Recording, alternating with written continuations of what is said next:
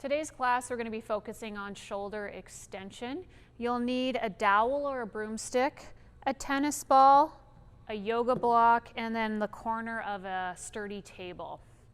So we're going to start with our neck and warm up our spine. So in a nice wide middle split stance, you want to keep your knees completely locked out. Bring your pelvis into a posterior pelvic tilt, so pull that tailbone forward to lock the low back and the pelvis. You can imagine that you're holding two suitcases, and we're going to work through our neck cars here to start out with. So let's pull our chin down towards our chest. Let's go out towards our left shoulder. Bring your chin up and across the ceiling, down towards the right shoulder. And completing that circle in the middle, we'll do a second revolution, same direction. Bring across the ceiling, down to the right shoulder, and completing that circle. Let's change directions, bringing that chin out to the right shoulder, lifting the chin to the ceiling and across, down to the left, and complete your circle in the middle. Second revolution, across the ceiling, down to the left shoulder, and complete your circle. Stack each vertebrae one by one back on top of each other. We're going to move down into the spine.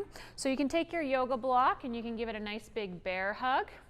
Again, keep that pelvis in that posterior pelvic tilt. Legs are completely locked out. You don't want the hips to follow your rib cage as you go through this.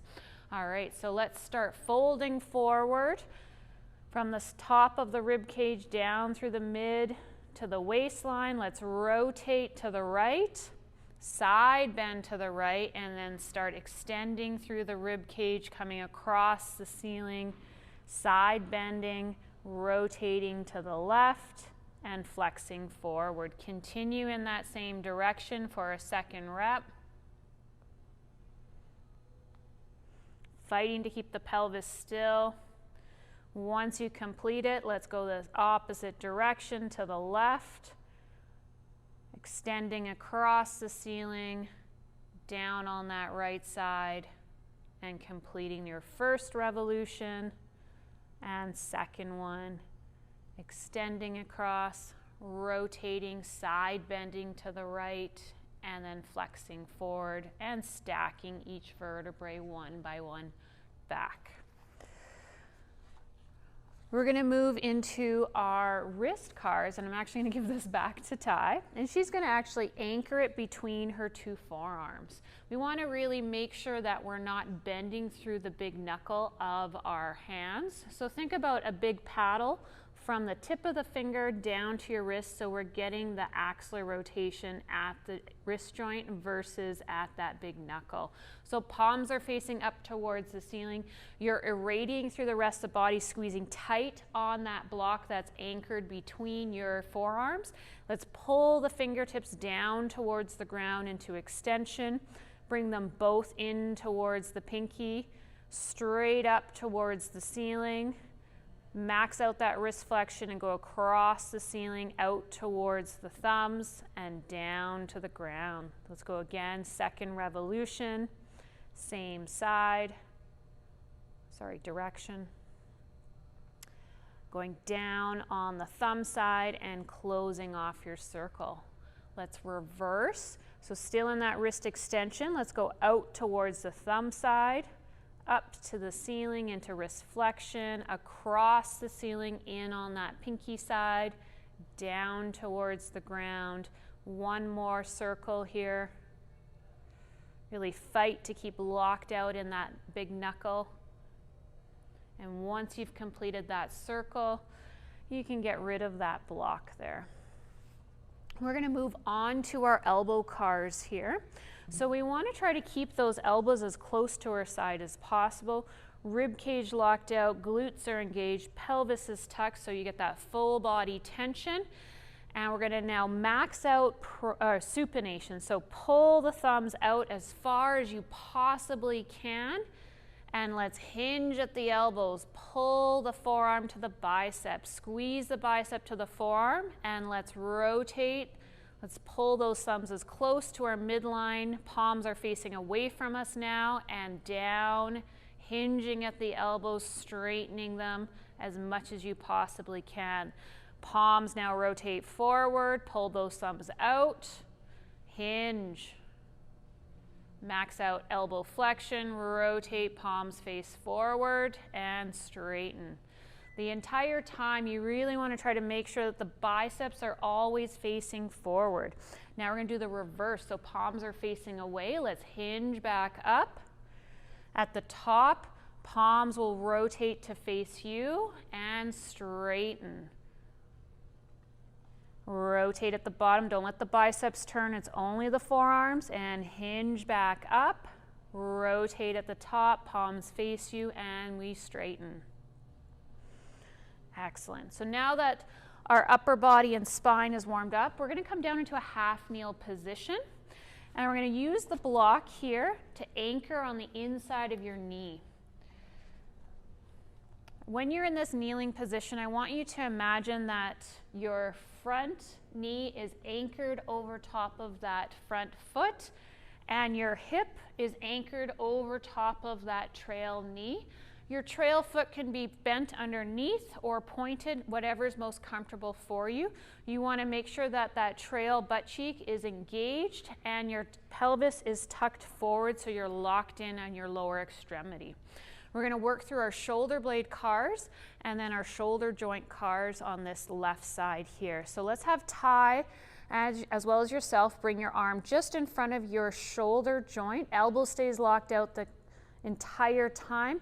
And let's go straight up into elevation, glide back into retraction, down into depression, around into the front quadrant, back up into elevation, straight back, down, around into the front quadrant, and up into elevation. Let's reverse, down in that front quadrant, retract, elevate, around into the front quadrant, down one last time, retract, elevate, and forward in that front quadrant. Let's bring that arm across our midline, and we're going to transition into our shoulder cars.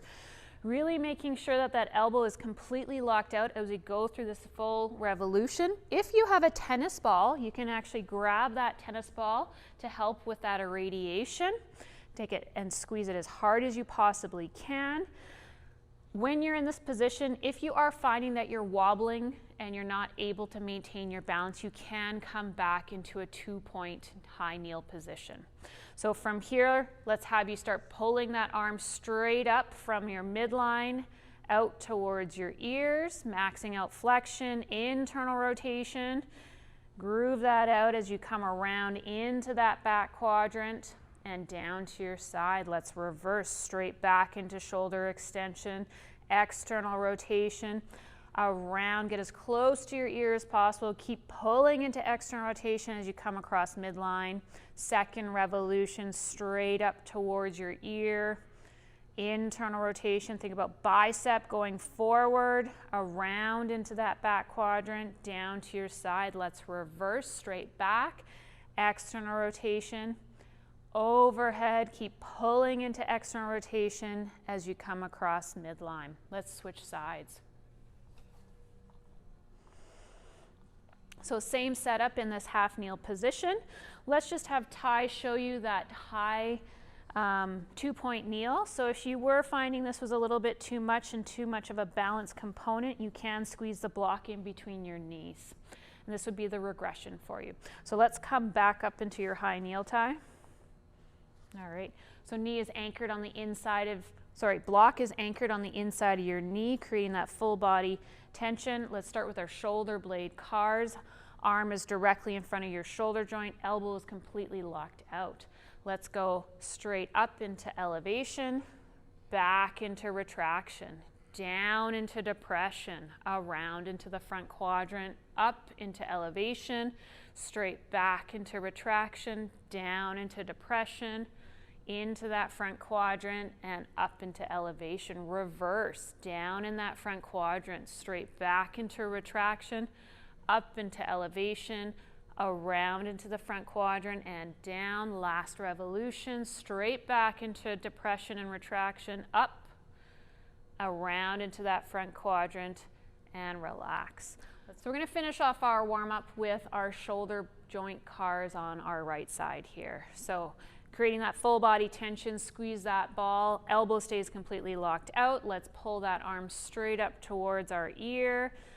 Max out that flexion. Let's go into internal rotation and keep pulling into internal rotation all the way through this extension so that as you come down, you'll notice that your palm is facing away from the body. Let's reverse straight back into extension and reverse that rotation. Maxing out external rotation, keep pulling around so that now your palm is facing up towards the ceiling. One last time here, continue through flexion, internal, down into this back quadrant, and let's reverse straight back. Ring that rotation out the opposite way as you come around. Palm should be facing up towards the ceiling as you come around into the front quadrant. We're going to come over to the box now, and we're going to have Ty in a high kneel position. We're going to place this between her knees so that she can irradiate when she's going through her pails and rails. You might have to straddle your table depending on how it is. And she's going to place the dowel just on the corner of the table. We want to make sure that her arms are shoulder width apart and her palms will be facing down towards the ground when she's in this extended position. Rib cage is pulled in, and she can also be in a slight posterior pelvic tilt, glutes engaged so that she has full body tension through the front of her body.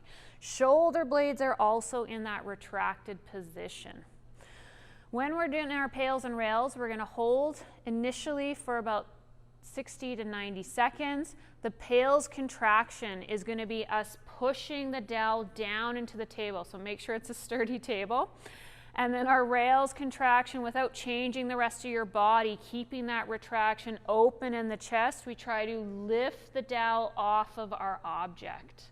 Now, Ty's just going to stay here in this position here. If you did have the option of something in a standing position that's anchored on the wall, you can come into this standing position, which works lovely, but I know not too many people have this option at home. So Ty's been in this position as well as you for about 60 seconds. So let's create that full body tension, really focusing on shoulder blade retractions, elbow stays completely locked out, glutes are engaged, and let's start actively pushing the dowel down into your box table. Let's go 20% effort, ramp it up to 40, 60, 80, 100% effort for 5, 4, 3, 2, 1. Stay anchored through your body. Do not lean forward and try to lift the dowel to the ceiling. 100% effort for your rails for 5, 4, 3, 2, 1. Release the contraction. We'll hold for 20 seconds and do a second round. To down regulate here, kind of focus on your breath so that you're not panicking as we relax and wait for our second cycle. Good. Let's create that full body tension, shoulder blades engaged, glutes engaged, elbows are locked out, and start your pails by pushing the dowel down into the box. 20% effort, ramp it up to 40, 60, 80, 100% effort for 5, 4, 3, 2, 1. Last rails, make it a good one. Lift, pull the dowel to the ceiling. See if you can create more extension. Teach your body for 5, 4, 3, 2, 1. Gently come down. All right. So a lot of us have trouble with this extension position, and as we pull into extension, we let the shoulder blade come out of that retraction. So really be mindful that when you are working in extension, we are keeping that retraction. So Ty is going to come away from that box or the table, and you can come into a collapsed kneel position. We're going to now work through some elbow hinges here. Now we're going to bring our arms in front of our shoulders. Shoulder blades are going to come into a retracted position. Elbows are still locked out. Now what I want you to do is start hinging, bending those elbows, pulling them straight behind you into shoulder extension. Find that end range of shoulder extension. Elbows stay locked in space and straighten those elbows. Don't let the elbows fall down. Let's bend those elbows. Fight to keep the elbows where they are. One more time. Straighten those elbows. And hinge. Pull the forearms to the biceps from here, like you're giving someone a platter of food. Let's bring those arms straight forward to our start position and pull into protraction. Good. Let's bring the shoulder blades back into retraction and bend those elbows back into full extension. Now we're going to rotate the palms so that they face down towards the ground. Keep the palms facing there and straighten those elbows. Fight to keep the elbows where they are and hinge back. One more time, straighten those elbows and hinge. Fight to keep those elbows where they are. Rotate the palms facing up to the ceiling and bring those arms straight forward, maintaining retraction till the very end. And now relax. Excellent. We have 2 more challenges to finish off our class. We're going to go through our axis rotation and then an eccentric neural grooving for shoulder extension. So from here, we're going to have our hands at our side. We're going to pull back into So we're going to have our hands at our side. Let's pull our shoulder blades straight into retraction. Elbows stay locked out and pull the entire arm, including your hand, into extension, finding your end range of extension. And we're going to go into internal rotation. So rotate so that the biceps pull in towards our midline, and now rotate outwards into shoulder external rotation. One more time, internal rotation, biceps rotate inwards, and external. Keep the shoulder blades together and drop the arms back to your side. We're going to do 3 reps of this. So second one, shoulder blades retract, rib cage is locked in, reach back into extension, and rotate biceps out into external, biceps in. One more out and in.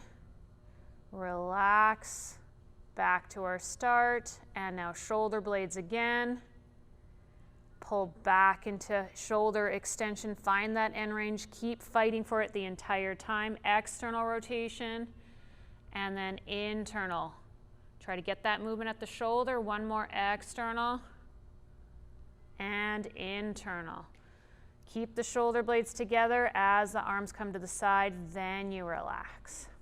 Last one to finish off class. We're going to ask you to take your dowel and place it in behind you, shoulder width apart.